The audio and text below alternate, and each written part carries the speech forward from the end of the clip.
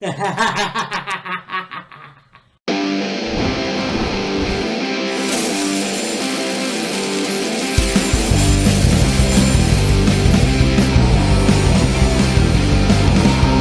said, she'll take me anywhere, she'll take me anywhere, as long as she stays with me. She said, she'll take me anywhere, she'll take me anywhere, as long as I stay queen. Yes, yes, Molly's lips. Yes, yes, Molly's lips. Yes, yes, Molly's lips. Yes, yes, Molly's lips.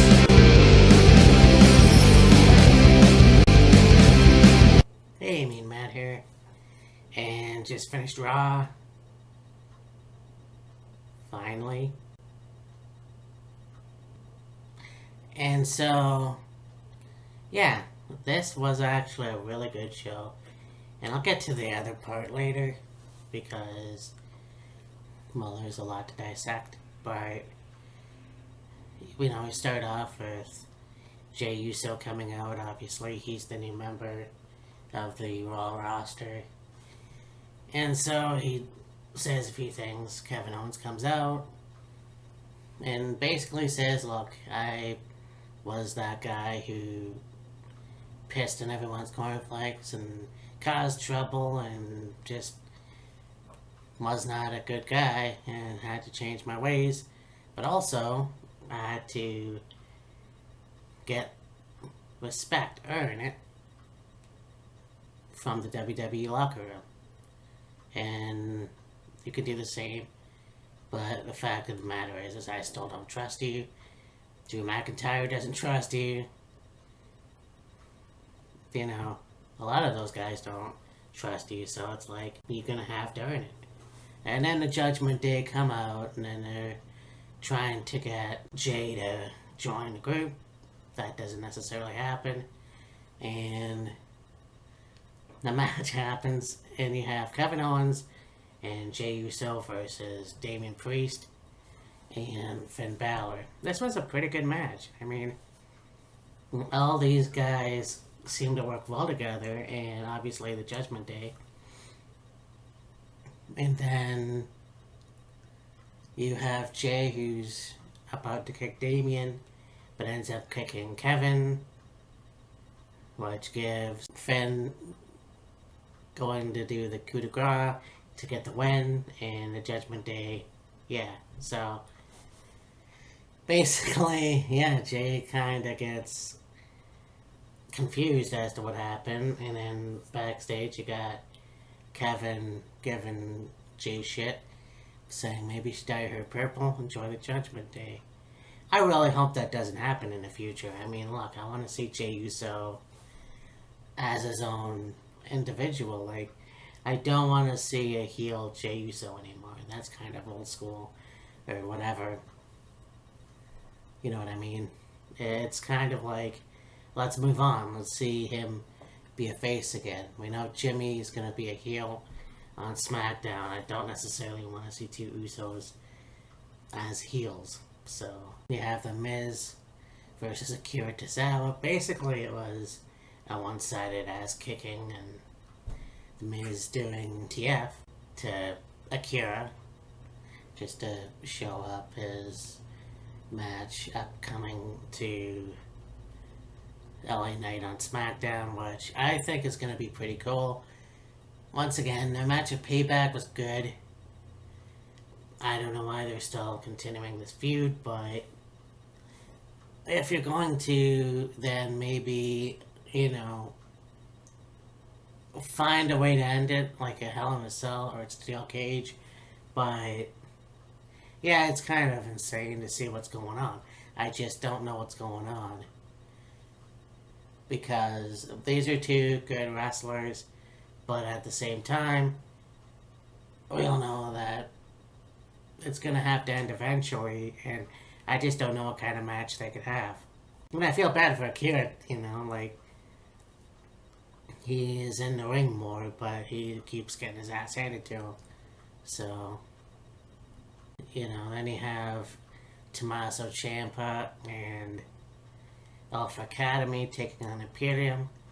This was, the Intercontinental title ceremony with Imperium, and you have Gunther with a title, and he's cutting down all the past Intercontinental Champions. You have Chad Gable, Otis, and Maxine come out, and Chad's saying, "Mike, look what you did to my family. I'm gonna kick your ass. I'm gonna take your title." Gunther accepts and says, "You're a bad father," which kind of, to me, was out of context in a way, but yeah, that's enough for Chad to kick his ass when Imperium take him down, and then Otis comes out, and then of course Tommaso Ciampa. So they have a match. This was a pretty good match too, and you got Tommaso and Alpha Academy win, and yeah, like I said, pretty cool. I think there's in the future plans for a Tommaso Ciampa Gunther match. If Gunther remains the Intercontinental Champion, he's already surpassed the Honky Tonk Man, obviously. So, yeah, longest Intercontinental Champion now. So that's pretty cool. It was a backstage segment. Drew McIntyre and Xavier Woods, and basically Xavier is telling him off, basically saying, you know, Kofi won the WWF title.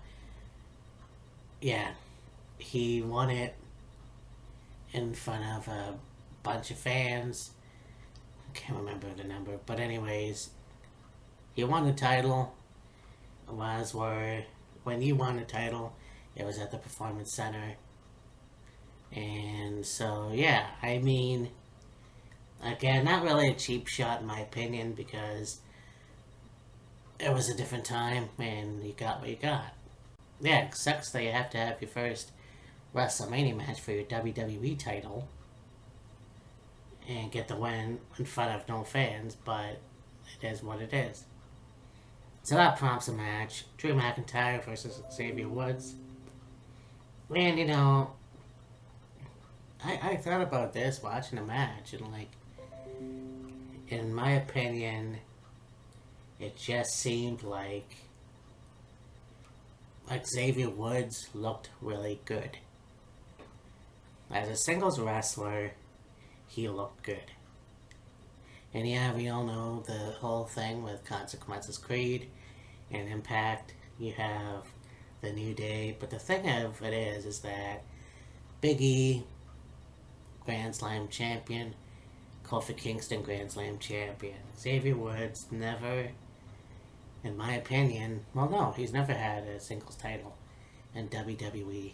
It was always a tag team title. And so, I mean, this match proved that he can go in the ring. And, you know, you look at the end of the match, and Drew's got the exhausted look on his face, like he was put through the ringer, and it was like, yeah, you know what? Austin Creed is due for a singles title. Finally. He's been in the company now for 7 years or so, and it's time for him to get a fucking title. You know, that's just it. Give him a singles title. Intercontinental, the US, it doesn't matter. But obviously probably won't get the world title right away. We'll see what happens with that. But yeah, give him a title. You have Cody Rhodes. Segment comes out to the ring. He's about to do his whole, so hey, what do you guys want to talk about thing? Dominic comes out with JD McDonough, which I kind of don't know what that's all about, but okay. Yeah, Dominic's trying to go Cody by throwing his tie around, and then Cody beats his ass. Does a crossroads to Dominic. Beats up JD McDonough. So honestly, don't know what's going to happen. I don't think that Cody's going to have a match with Dominic for the North American title. He's not an NXT wrestler. But who knows? I mean, once again, you have this whole thing where we're kind of breaking we're adding NXT to the like third show, and that's cool and everything. But once again, it was supposed to be a separate thing.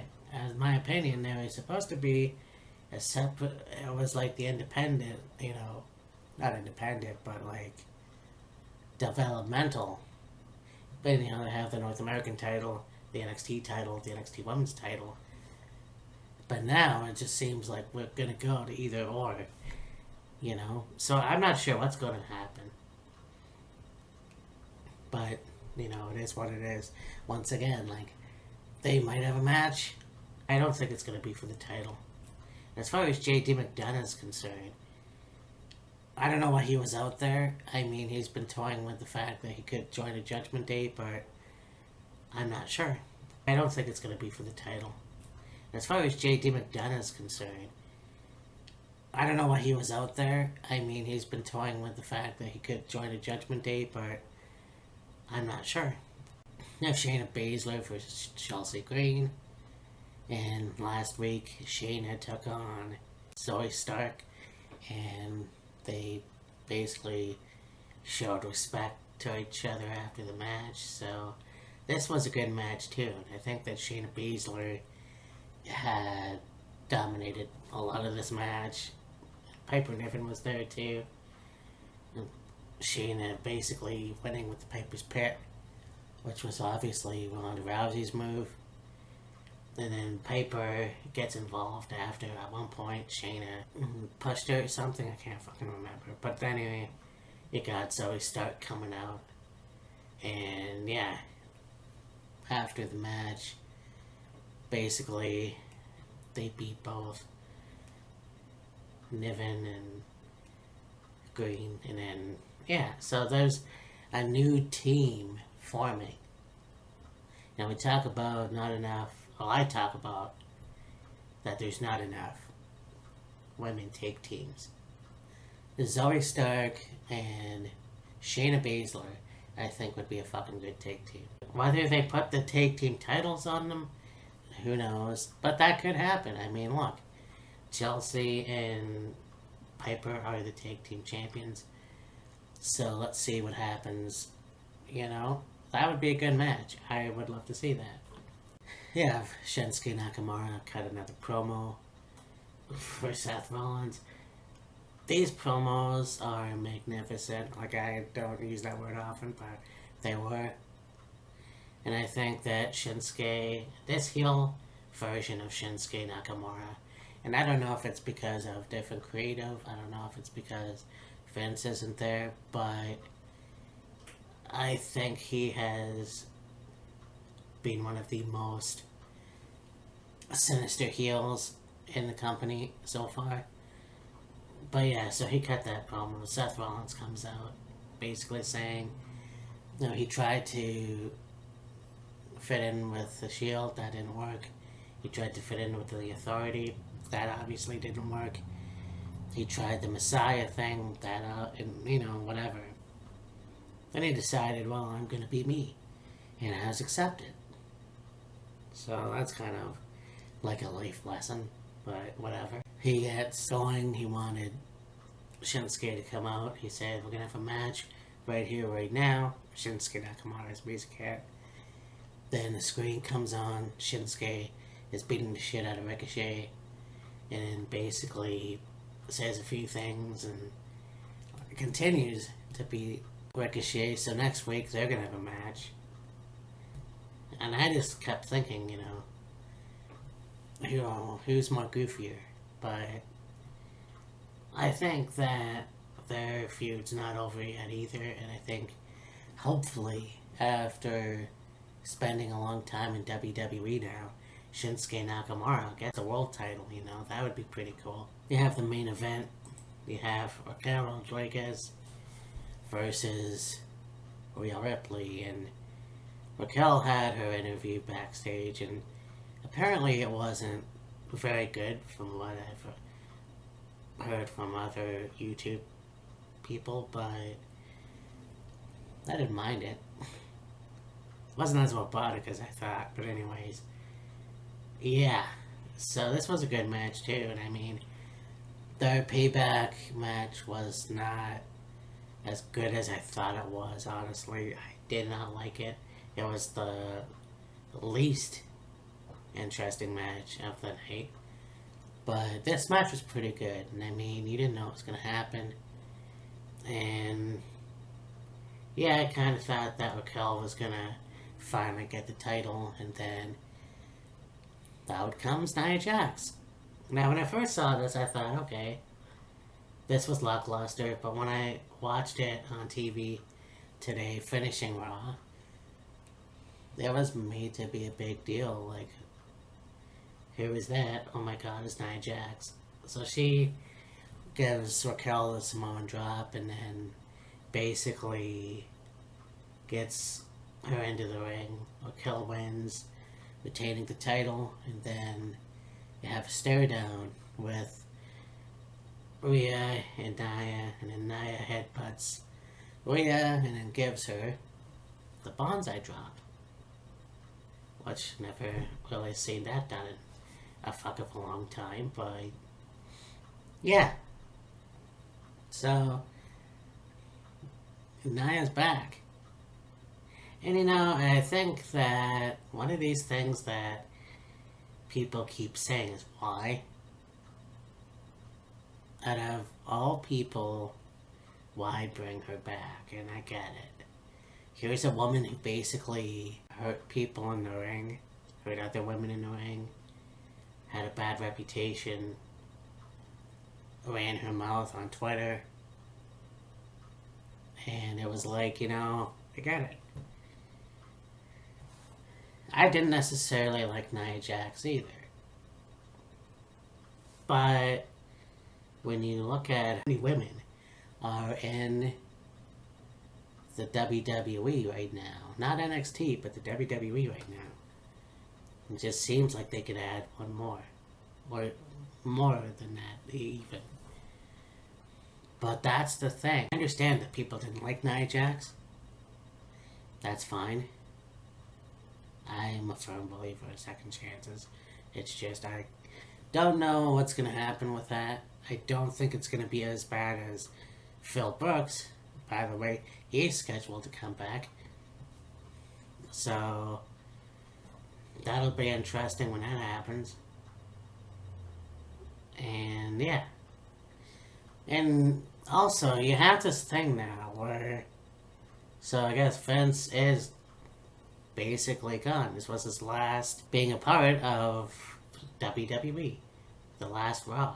And the rumors are true, and that Dana White, or MMA, whatever, it's gonna be running WWE. Nick Khan. And honestly, don't really have an issue with it. I mean, let's see where this goes. I think in the last year or so, WWE has been the better product that it has been in years. Yeah, there's a lot of things that still need to be tweaked or whatever, but when you think about it, you have guys like Dan Severn, Ken Shamrock, Shinsuke Nakamura. If you want Brock Lesnar, but Brock Lesnar wrestled before he ever went to MMA. So, it's not a bad thing. I want to see where else this goes. I think it's gonna be interesting what happens in the next couple months or whatever. But Raw was good. I really enjoyed that, and I think I want to see more of what's gonna happen in the future. And yeah, so anyways, talk to you later. Bye. Anymore. So you know that them cutting WCW was a long time coming. I